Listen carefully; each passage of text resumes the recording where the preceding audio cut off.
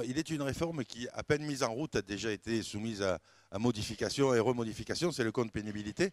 Et donc, avec Stanislas, bonjour Stanislas, Bonjour. nous allons parler de ce compte pénibilité et de la manière finalement dont il va s'appliquer parce que on y perd son latin entre réforme et re-réforme et mise en place et remise en place.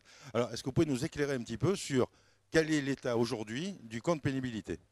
Alors, le compte de prévention pénibilité, puisqu'on a changé la sémantique depuis l'origine, avec l'ordonnance qui a été signée en mois de septembre et qui est applicable dès le 1er janvier 2018. C'est un compte qui a mis en place 6 critères. Il y en avait 10 avant, donc on s'aperçoit qu'il y a une restriction sur les critères de la pénibilité, et qui a mis en place 6 critères qui peuvent permettre aux salariés d'acquérir des points s'ils correspondent à ces critères d'exposition aux travaux pénibles.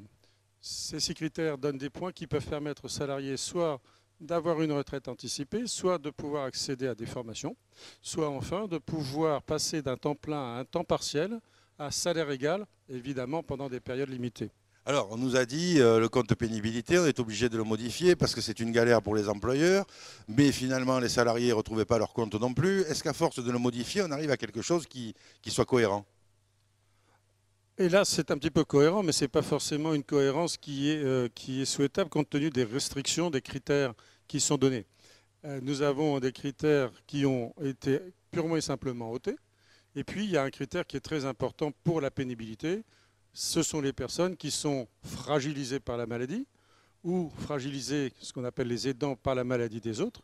Ce n'est pas tenu en compte et il y en a quand même une personne sur 4 à une personne sur 5 dans le monde du travail qui est atteint d'une maladie chronique et d'une maladie chronique évolutive.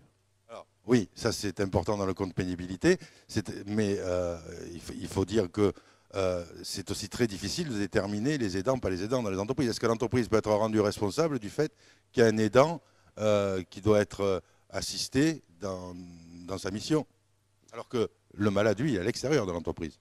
Alors, le malade peut être en activité professionnelle.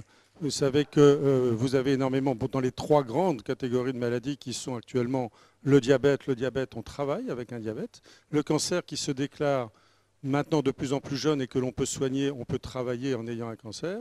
Et puis également pour les problèmes cardiovasculaires, sans compter les autres maladies.